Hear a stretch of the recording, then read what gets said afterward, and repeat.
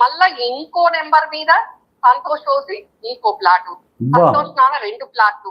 ఒక గ్రామంలో ఇంకు పోతే 100 గజాలు వచ్చినా 1000 గజాలు వచ్చినా ఒకటే పట్టా వస్తుంది. ఎక్కడైనా మనం వినం.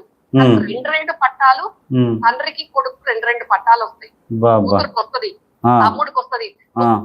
ఒక డాక్యుమెంట్ లోనేమో బీసీ ఉంటాడు సంతోష్, తండ్రి ఓసీ ఉంటాడు, ఈయన బీసీ ఉంటాడు. మరి ఓసీ తండ్రికి బీసీ కొడుకు ఎట్లా పుట్టిండో, మరి బీసీ కొడుకు ఓసీ తండ్రి ఎట్లున్నాడో అది ఇక $1 మిలియన్ ప్రశ్న. బాబా అదే అక్క వడ్డించేటోడు మనోడైతే ఏ మూల కూర్చున్నా నష్టమే లేదన్నట్టు ఉన్నది.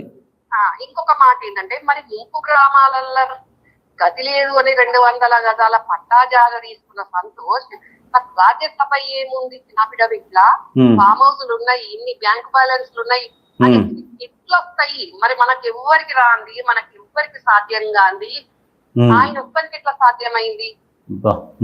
200 గజాల జాగా బీఆర్ఎస్ గవర్నమెంట్ వచ్చినాక తీసుకున్న సంతోష్ కు మళ్ళీ రాజ్యసభ వారికి అఫిడవిట్ ఇచ్చిందంట 1000 కోట్ల ఆస్తులు, బ్యాంక్ బ్యాలెన్స్లు ఏ రకంగా వచ్చినాయి, 3 ఫామ్ హౌస్లు ఏ రకంగా వచ్చినాయి అంటే బీఆర్ఎస్ ప్రభుత్వాన్ని అడ్డం పెట్టుకొని తెలంగాణ ప్రజల రక్తమాంసాలు పిప్పి దోసుకుంటే, మరి ఈ రోజు కాంగ్రెస్ ప్రభుత్వం మన ప్రభుత్వం పెట్టిన పథకాలు ఏవైనా ఈ సంతోష్ దోసుకున్న వాళ్ళ ఆస్తులు రికవరీ చేసుకుంటే ఈ మన 2 సంవత్సరాల ప్రభుత్వం అయిపోయింది, ఇంకో 3 సంవత్సరాలు మన పాలన ఉంది.